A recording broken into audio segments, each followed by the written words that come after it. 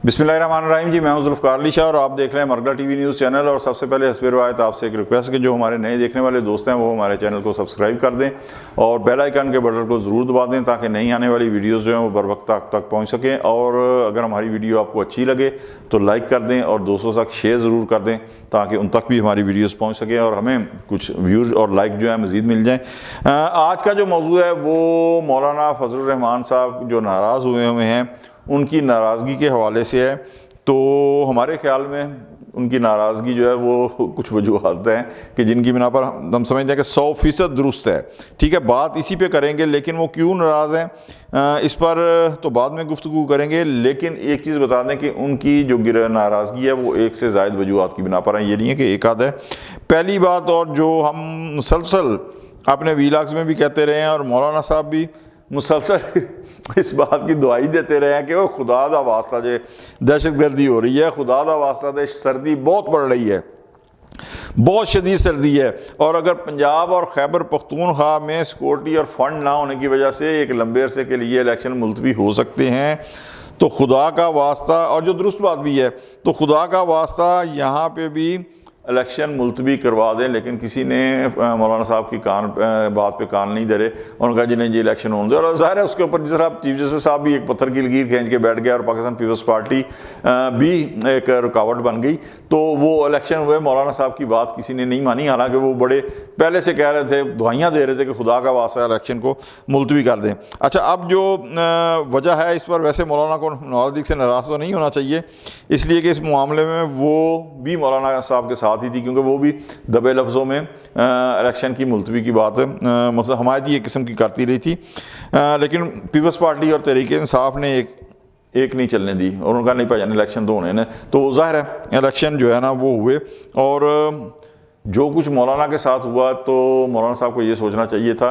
कि कम नवाज लीग के साथ भी नहीं हुआ। बल्कि अब तो कुछ लोग जो है ना वो एक ज़ाहिर है सोशल मीडिया के ऊपर आप किसी की ज़ुबान तो नहीं पकड़ सकते। वो एक उन्होंने बताया है कि बड़े मियाँ साहब तो छोटे मियाँ साहब साथ साथ बैठे हुए हैं और बड़े मियाँ साहब छोटे मियाँ साहब के कान में कह रहे हैं कि शहबाज वाकई गल हो गई सी या एवं मेरे ना मजाक कीता सी। तो मकसद इस तरह की बातें जो है ना, अगर मौलाना साहब समझते हैं कि उनके साथ प्रैंक हुआ है तो प्रैंक नवाज लीग के साथ भी हुआ है। आप ये देखें ना कि 2/3 अक्सरियत, हालांकि हम अपने वीलाग में इलेक्शन से पहले मुतवातर कह रहे थे कि पीपल्स नवाज लीग को 70 से ज़्यादा नशिस्तें नहीं मिलती, लेकिन वो 2/3 अक्सरियत, फिर सादा अक्सरियत, पता नहीं कौन कौन से ख्वाब थे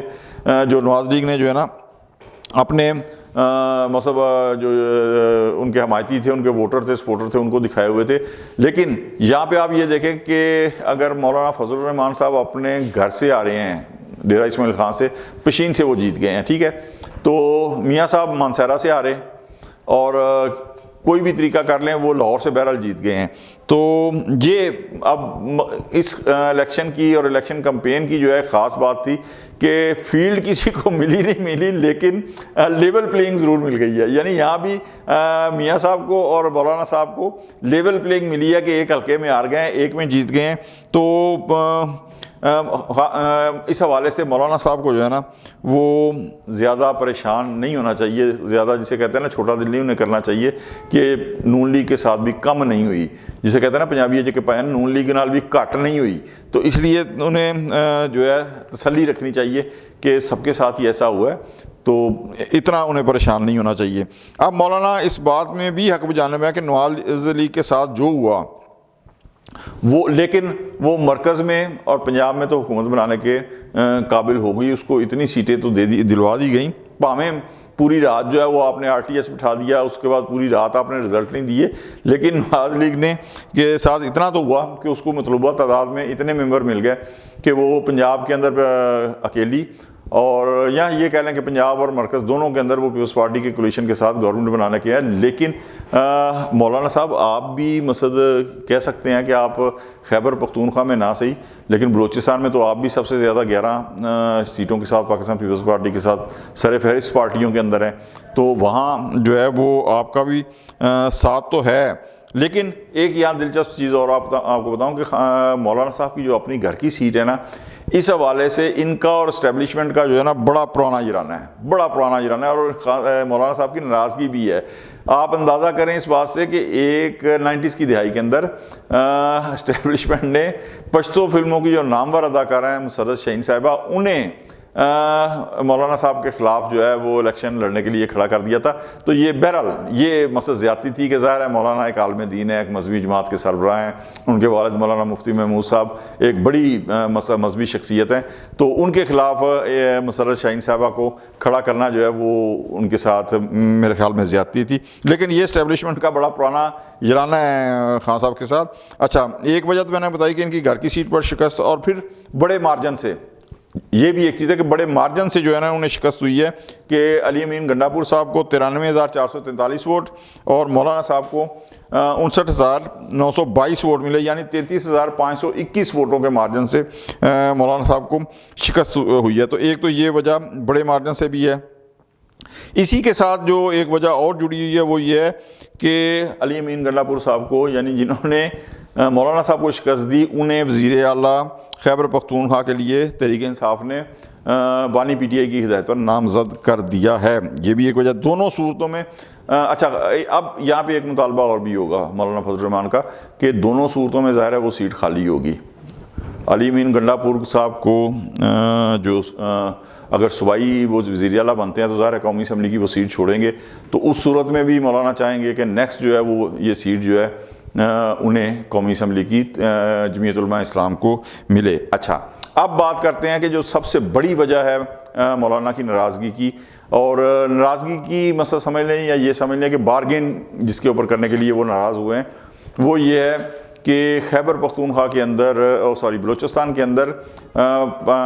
جمعیت علماء اسلام کی اور پاکستان پیپلز پارٹی کی 11 نشستیں ہیں، دونوں پہلے نمبر پہ ہیں، ٹھیک ہے، اور ایک نشست کے فرق کے ساتھ مسلم لیگ نواز کی 10 نشستیں ہیں، ٹھیک ہے جی۔ باب پارٹی کی 4 ہیں اور آزاد ارکان جو ہیں وہ 6 ہیں۔ تو اصل جو بارگین ہے نا، جو اصل مولانا فضل الرحمان صاحب کی ناراضگی ہے وہ اس نقطے کے اوپر ہے کہ اگر وہ ناراض نہ ہوں تو جس طرح نواز لیگ کا اتحاد بن رہا ہے مرکز کے اندر پیپلز پارٹی کے ساتھ پنجاب کے اندر، اور یہ ایک چیز آپ کو بتا دوں، یہ اس اتحاد میں پاکستان پیپلز پارٹی کا بڑا کلیدی کردار ہے، یعنی اگر وہ ہٹ جائے تو مسلم لیگ نواز گورنمنٹ نہیں بنا سکتی، کہ ایک دفعہ وہ سادہ اکثریت نہیں حاصل کر پائے گی، اور سیکنڈ دفعہ سنگل لارجسٹ پارٹی کے طور پر پاکستان تحریک انصاف کے جو آزاد ارکان ہیں جو شاید مجلس وحدت المسلمین میں شامل ہو جائیں وہ لے جائیں گے بازی، اور جو کچھ مطلب پی ڈی ایم کی گورنمنٹ میں اور اب تحریک انصاف کے ساتھ ہو رہا ہے، اس کے بعد اگر نون لیگ کے ساتھ جو ہوگا اسے تو سوچ کا بھی میرے خیال میں جو ہے نا ڈرونے خواب ان کو آتے ہوں گے، تو یہ رسک کسی طریقے سے پیپلز پارٹی کو ناراض کرنے کا نواز لیگ نہیں لے سکتی۔ اسی لیے مولانا صاحب جو ہیں وہ مقصد ہو رہے ہیں کہ جی میں نہیں وہ بیٹھے ہوئے ہیں خیبر پختونخوا میں، وہ لاہور نہیں آ رہے، میاں صاحب کی کال کے اوپر نہیں آ رہے، میاں صاحب کے بلانے کے اوپر نہیں آ رہے، تو وہ نہیں آ رہے کیوں کہ وہ چاہ رہے ہیں کہ کسی طریقے سے میں وزن ڈال کے کم از کم بلوچستان کی جو گورنمنٹ ہے وہ مجھے مل جائے۔ کیوں کہ 11 نشستیں ان کی، 11 پاکستان پیپلز پارٹی کی، 10